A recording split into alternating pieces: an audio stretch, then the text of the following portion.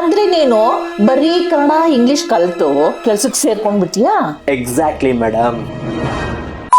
ಹೋಗಿ ಹೋಗಿ ಹಿಂದಿನಲ್ಲಿ ಫೇಲ್ ಆಗಿದ್ದೀರಲ್ಲೋ. ಇನ್ನು ನಿಮ್ ಭವಿಷ್ಯ ಹೆಂಗೋ ಏನೋ. ಹಿಂದಿಲ್ ಫೇಲ್ ಆದ್ರೆ ಏನ್ ಮೇಡಮ್, ಕನ್ನಡದಲ್ಲಿ ಪಾಸ್ ಆಗಿದ್ದೀನಲ್ಲ, ಲೈಫಲ್ಲಿ ಪಾಸ್ ಆದಂಗೆ ಸಾಕ್ಬಿಡಿ. ಇದ್ಯಾವ ಫಿಲಾಸಫಿ? ಇದು ಪಿಕ್ಚರ್ ಅಲ್ಲ ಕಣೋ, ಲೈಫು. ಹಿಂದಿನೂ ಇಂಪಾರ್ಟೆಂಟು.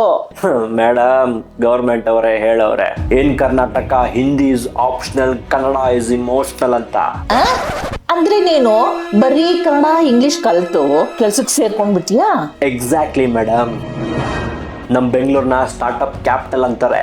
ಇಂಟರ್ವ್ಯೂ ಅಟೆಂಡ್ ಮಾಡೋಕೆ ಇಂಗ್ಲಿಷ್ ಬೇಕು, ಕೆಲಸ ಮಾಡೋಕೆ ಪೈಥಾನ್ ಓದಿರ್ಬೇಕು, ಮಧ್ಯಾಹ್ನ ಹೋಟ್ಲಲ್ಲಿ ಬಿರಿಯಾನಿ ಆರ್ಡರ್ ಮಾಡಕ್ಕೆ ಕನ್ನಡ ಭಾಷೆ ಸಾಕು, ಇನ್ನೇನಕ್ಕೆ ಹಿಂದಿ ಕಲಿಬೇಕು?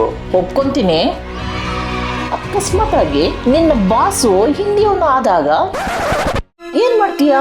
ಎಲ್ಲ ಹಿಂದಿ ಮಾತಾಡೋರು ಇಲ್ಲೇನ್ ಮಾಡ್ತಾರೋ ನಾನು ಅದನ್ನೇ ಮಾಡ್ತೀನಿ. ಕನ್ನಡ ಬರುತ್ತೆ, ಹಿಂದಿ ತೋಡ ತೋಡ ಆತ. ಆಯ್ತಪ್ಪ.